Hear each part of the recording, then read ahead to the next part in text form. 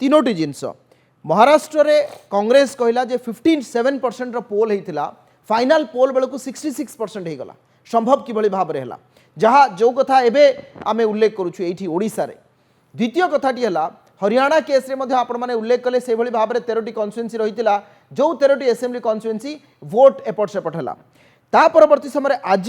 आपणकर Congress supreme court रे द्वारस्थ होइचंती आपणकर निर्वाचन परिचालना नियमावली 1961 रो अमेंडमेंट प्रसंग को नहीं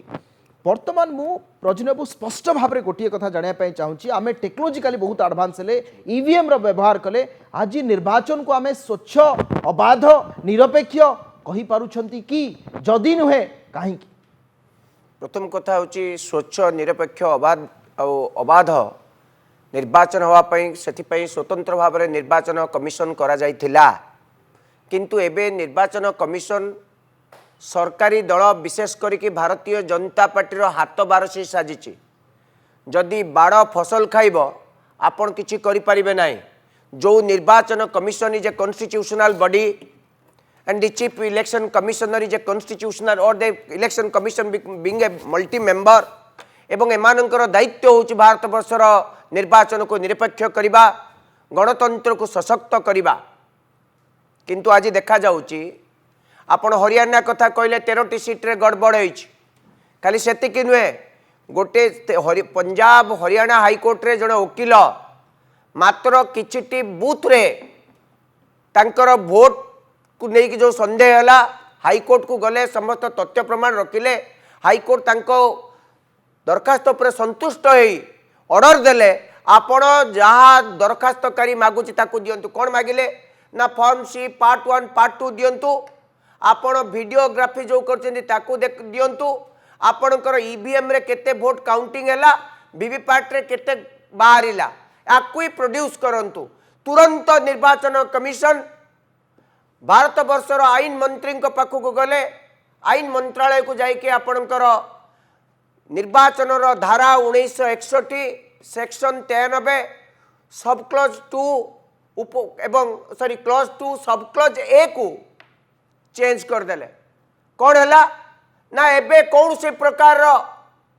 निर्वाचन संपर्कित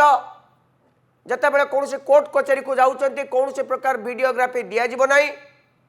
फॉर्म 17 पार्ट 1 सी दिया जीव नाही कारण एगुड़िक दबा द्वारा जो व्यक्ति माने भोट देवा को जाइचंती तांको बाबद रे पर्दाफाश हो जीव कि 1961 मसीहा पाखरु निर्वाचन होउची 2024 मसीहा या भितर भारत वर्ष केते निर्वाचन जाइची केते उपनिर्वाचन जाइची एभली प्रसंग केबे उठी नथिला आज काई को उठुची तार मूल कथा हला जो धंदारे जो धंधली करी जो प्रकार गोलमाल करी जो प्रकार गोटे अन्याय असंगत उपाय रे निर्वाचन को भारतीय जनता पार्टी महाराष्ट्र जीतिला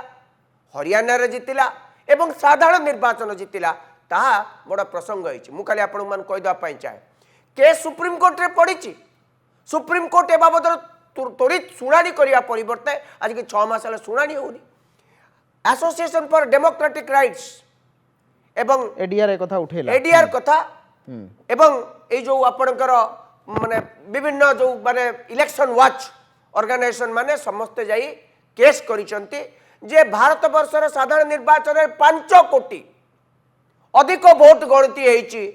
एवं 379 पार्लियामेंट्री सीट रे गणति होइछि जोथि पई कि भारतीय जनता पार्टी जे क्षमता रे अछि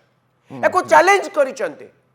एको निर्वाचन कमिशन एको आदो ग्रहण कला नाही सुप्रीम कोर्ट को जाइछन सुप्रीम कोर्ट निर्द्रष्टा ठीक अछि जदि गोटे मिनिट सुनो ओडिशा रे सही बळी भाबरे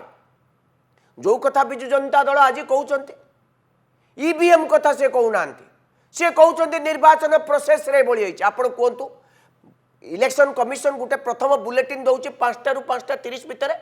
5टा सुधा एतिकी वोट पड़िला तापर आपण कोन हला बूथ ताको बंद कर दिया गला ताले ता भितर जतिकी लोक थिबे केते लोक थिबे जड़े जदि 2-3 मिनिट लेखाई दिए ताले ताको 4 घंटा काल राति 9टा पर्यंत कोन वोटिंग होउची 11टा पर्यंत वोटिंग होउची आपण 50% रु 80% हे जाउची गोटे एमएलए कॉन्स्टिट्यूएंसी मैक्सिमम वोट होची 2 लाख रु 2 लाख 20 हजार जदि आपण 25,000 अधिक वोट पकई दउचंती ताले के जितुची के जितिबा तेनु एई कथा ही वर्तमान समय उठिछि जो कथा कथा एई भली निर्वाचन को हां কিভাবে ভাবে অবাধ নির্বাচন করা যাব নির্বাচন কিভাবে তা উপরে স্বচ্ছতা ସବୁଠୁ আসিব বড় প্রশ্ন তার নিশ্চিত দায়িত্ব কার আসিবা আসিবা ললিତ ବାବୁଙ୍କ ପାଖକୁ ଆସିବା